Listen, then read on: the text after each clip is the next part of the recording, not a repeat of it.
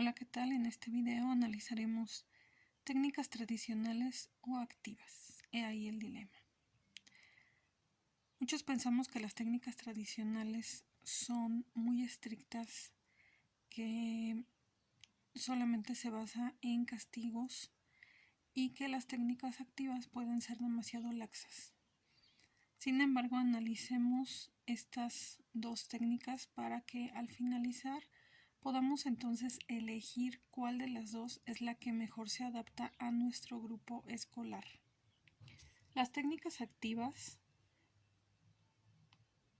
corrigen los errores de manera positiva, es decir, no hay un cierto castigo, sino que se le hace saber al niño que la acción que realizó fue incorrecta, estuvo mal, fue incompleta, y se le invita a que corrija su comportamiento y pueda enmendar, digamos, lo que está haciendo mal. Se ofrece una solución adecuada hacia ambas partes, es decir, no solamente el niño es el personaje que está activo, sino también se requiere que el adulto, en este caso que lo esté educando, pues se comprometa, le ponga un poco más de atención al niño más que a la conducta. Se basa en la colaboración, responsabilidad, autonomía, libertad de acción y comprensión. Todos estos son términos realmente que requieren muchísimo trabajo, que requieren mucho compromiso por parte del adulto responsable. Ahora bien, las técnicas activas, como ya lo dije hace un momento, necesitan un poco más de trabajo. Dentro de la colaboración podemos decir que el niño va a necesitar sí una corrección, pero también cierta orientación para saber qué es lo que se necesita o qué es lo que se pide de él. Es decir, tanto en la técnica tradicional como la técnica activa, hay que explicar realmente qué es lo que queremos del niño. Tenemos que dar la información muy clara para que sea entendida y bueno, tenemos que corroborar que sea entendible y que el niño la haya captado. La responsabilidad en este caso es de ambas partes, ya que en muchas ocasiones dejamos al niño y después le exigimos, digamos, cierta responsabilidad y nosotros pues simplemente no le estamos poniendo la atención y no estamos siendo responsables nosotros mismos. La autonomía, este es un término que hay que llevar con cuidado, es un término que obviamente en los niños de etapa preescolar apenas se va formando y necesitamos entonces acompañar al niño en este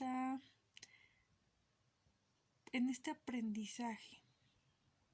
La autonomía es un proceso que va a llevar muchísimo tiempo para que el niño lo aprenda, para que el niño lo lleve a cabo y al final lo internalice, para lo cual obviamente necesitamos muchísima paciencia porque es un proceso que va a llevar muchos errores, que va a llevar pues a lo mejor muchos disgustos, porque el niño obviamente, como se los he comentado en las clases presenciales, se forman los hábitos hasta los 10 años, entonces tenemos que ser muy repetitivos, muy constantes, precisamente para que el niño pueda tener esta autonomía. Me regreso al término anterior y ser responsable de sus actos. La libertad de acción, pues obviamente bajo los términos que el adulto le ponga.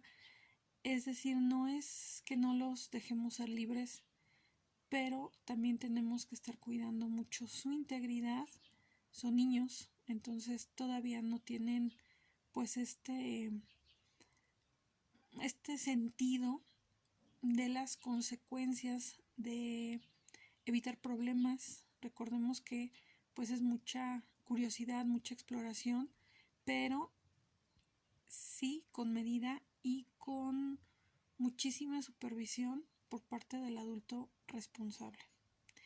Y la comprensión, que bueno, en algún momento les comenté, la comprensión tiene mucho que ver con entender y con sentir, ¿no? Se señala, ¿no? Se entiende con la cabeza y se comprende con la cabeza y con el corazón.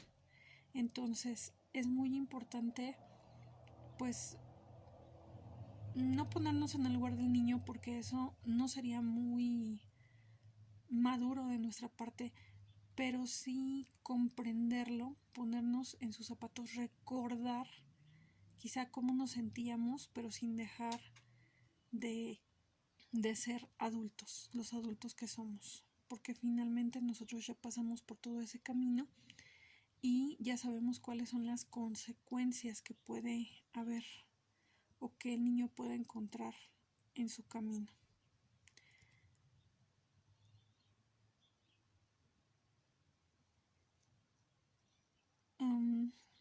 El siguiente punto dice: con el fin de que los niños entiendan y comprendan el sentido de las normas, que sean responsables para entender que sus actos tienen consecuencias, que actúen con libertad en función de estos conocimientos.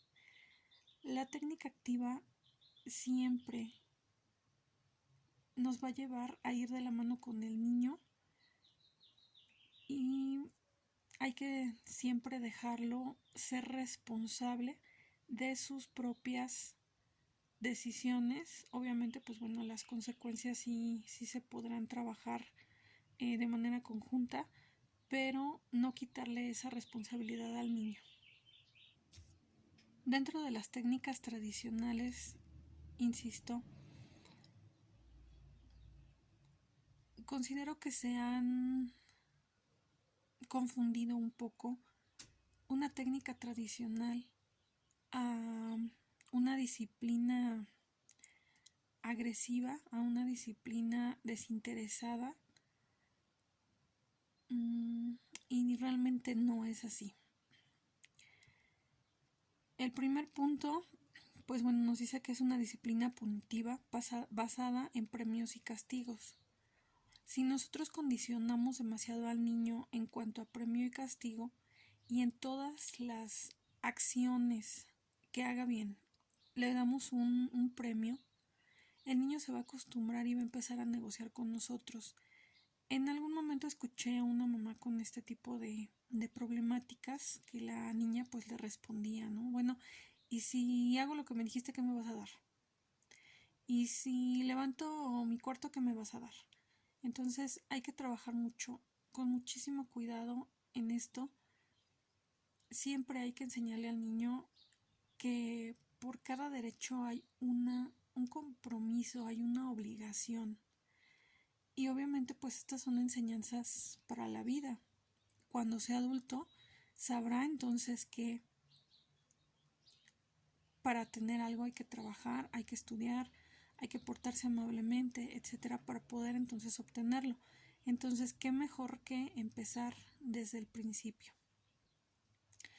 La disciplina punitiva se debe de trabajar con muchísimo cuidado para, insisto, no condicionar al niño en el que siempre haya un premio si hace las cosas bien, o el que siempre sea castigado y que llegue un momento en el que pues ya no le interesa el castigo, ¿no? En otro caso escuché que un grupo de niños, más o menos un niño de 6 años, pues estaban planeando, pues no sé, hacer algo indebido, la verdad no recuerdo muy bien qué era, pero por ahí un niño entra la autorregulación en el grupo de niños que estaba jugando y dice un niño: no, porque nos vamos a meter en problemas y nos van a regañar. Entonces dijo el niño al que estaba observando, dice, bueno, ¿y qué importa, no? Probablemente me peguen. ¿Y qué? Entonces, aquí podemos observar que tenemos, bueno, que este niño, pues ya de plano ya el castigo, pues ya no le interesa, ¿no? Porque, pues bueno, se abusó de esto. El siguiente punto dice se puede caer en los extremos, demasiada exigencia o permisividad, que es precisamente de lo que estoy hablando. El niño debe conocer las normas de comportamiento. Esto en técnicas tradicionales o en técnicas activas es súper importante y son cosas que a los adultos a veces se nos pasa. Estamos a lo mejor tan estresados, estamos tan inmersos en nuestra vida que a veces damos por sentado que las demás personas saben o estamos, digámoslo así, en el mismo canal. El niño necesita que se mencionen las normas de comportamiento y que se repitan cuantas veces sea necesario. Son individuos en formación y se supone que nosotros somos los adultos. Entonces tenemos que repetirlo, ponerlo en dibujitos, ponerlo de manera escrita, como sea, porque los niños apenas lo están empezando a internalizar. Otro punto dice se confunde la técnica tradicional con los castigos físicos y verbales y realmente no es así. Se refuerzan las conductas adecuadas, exactamente, y se tratan de extinguir las respuestas inadecuadas, términos completamente conductistas. Se deben dar órdenes claras, sin dar vueltas, órdenes que se puedan entender con un lenguaje claro. En muchas ocasiones, pues escuchamos, ¿no? El cállate, no me digas, no me respondas, seguido de un ¿y por qué hiciste esto? Entonces el niño está recibiendo, pues realmente ahí pues dos órdenes contradictorias. Entonces tenemos que trabajar mucho, insisto, las técnicas tradicionales no son estos errores que nosotros, bueno, yo lo puedo decir por mí, ¿no? Que yo como hija sufrí, porque realmente eso no es una técnica tradicional, es un problema de los adultos, ¿no? Siguiente punto, revisar constantemente el cumplimiento de las actividades. Hay que estar en constante observación, hay que estar en constante supervisión con los niños para ayudarlos y pues obviamente corregir algunas cosas que puedan estar haciendo de manera incorrecta. Y algo bien importante, no hay negociación. Si nosotros establecemos órdenes claras y le hacemos saber al niño que si, quizá, bueno, vamos a poner un ejemplo, si termina su tarea en cierto tiempo, podrá ver X programa de televisión, estamos poniendo nuestra palabra. Entonces, ojo, tanto cuando vamos a prometer un castigo como cuando vamos a prometer un premio, tenemos que analizar muy claramente y no dejarnos llevar por la emoción del momento. La emoción puede ser un enojo, entonces hablamos por el enojo y decimos, es que te voy a quitar la televisión por un mes, y realmente ya cuando, pues decían por ahí, ¿no? Ya cuando pensamos esto con la cabeza fría, nos damos cuenta que quizá pues el castigo fue demasiado o el premio fue muy grande y simplemente no lo podemos llevar a cabo. Por lo que es muy importante que pensemos las cosas antes de poder decírselas al niño. Vamos a poner el castigo después de que hayamos pues bueno, vivido nuestro enojo, ¿no? Somos seres humanos Y pues es muy importante también que nos demos la oportunidad de enojarnos. No porque seamos adultos vamos a ser de hule y no vamos a sentir, pero sí es muy importante que no determinemos un premio o un castigo por la emoción. Vamos a darnos un tiempo. Esta técnica se llama tiempo fuera. Es utilizada en el conductismo y en la terapia cognitivo-conductual, en el cual termino la discusión, me voy a pensar y después ya determino el castigo y se lo doy a conocer, o el premio en ambas situaciones, y se lo doy a conocer al niño, pero ya de una manera un poco más tranquila. En ambos casos se necesita entender al niño, ayudarle a pensar, razonar y decidir su comportamiento, ser un ejemplo. A esto nos lleva a ser congruentes, ser objetivos. Recordemos que la forma en la que nosotros nos comportemos va a determinar para el niño el modelo a seguir.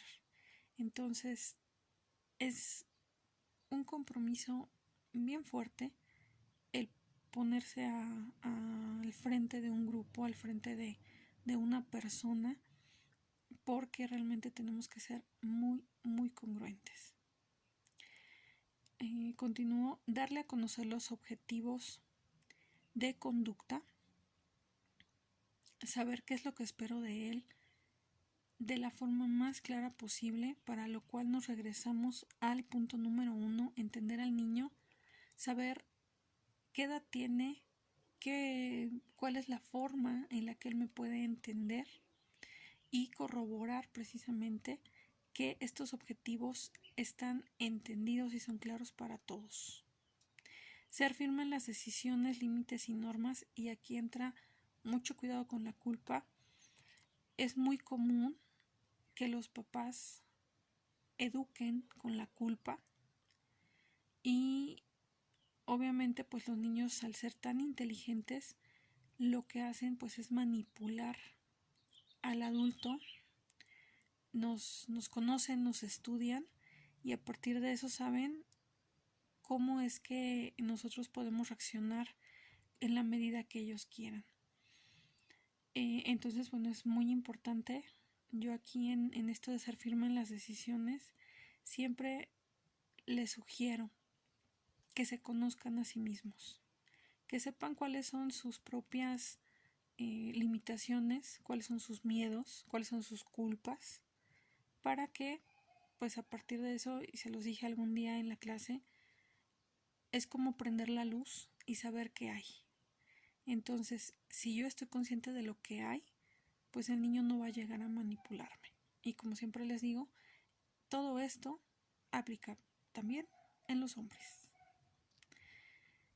Siguiente punto, desarrollar su autoestima. Es decir, y es con esto me voy al siguiente punto, criticar la acción y no a la persona. El problema no es la persona, sino las decisiones que se tomaron. En este caso, lo que se tiene que corregir es la acción. Muchas personas insultan a sus hijos, insultan a los niños, y eso se considera la educación tradicional y no es así. El ser grosero no es parte de la tradición. Es una decisión, es una forma de pensar y no tiene nada que ver con la educación tradicional. Siguiente, regañar o castigar si es necesario. Si la acción del niño puso en riesgo su vida o puso en riesgo su integridad, pues obviamente tendría que ser proporcional el castigo o el regaño. ¿De acuerdo? Eso es también bien importante. El premio también debe ser proporcional. Y hay que irnos con mucho cuidado, insisto, para evitar hacer manipuladores, ¿no? En pequeño. Siguiente, enfocarse en las soluciones más que en el problema, más en quién lo hizo, por qué lo hizo, etcétera. Aquí esto de enfocarse en las soluciones, se trabaja muchísimo la responsabilidad con los hijos, bueno, con los hijos, con los alumnos también, porque nos vamos a enfocar en la solución, en salir del problema, pero obviamente el niño tiene que hacerse responsable. Y algo muy importante también, dialogar con el niño, escucharlo. A lo mejor, bueno, pues en el momento en el que está pues muy emocionado, pues también vamos a trabajar con sus emociones y vamos a tratar de que lo entienda después de que pues bueno, pueda sacar toda la emoción que este evento, ya sea bueno o malo, ya sea agradable o desagradable, le haya traído, pero entonces vamos a tratar de hablar con él, ¿de acuerdo? Como de costumbre, pues tenemos que ponernos a su nivel, físicamente hablando, para verlo a los ojos y que nos pueda entonces pues tomar en cuenta, ¿no? No como figuras de autoridad, sino como personas que están hablando. Regresando entonces al punto inicial, técnicas tradicionales o activas, pues no es tanto la técnica, es la forma en la que nosotros nos vamos a poner en comunicación con el niño y vamos a dirigirlo y a guiarlo hacia lo que pues necesita saber. Por mi parte es todo, agradezco su atención y pues espero sus comentarios. Gracias.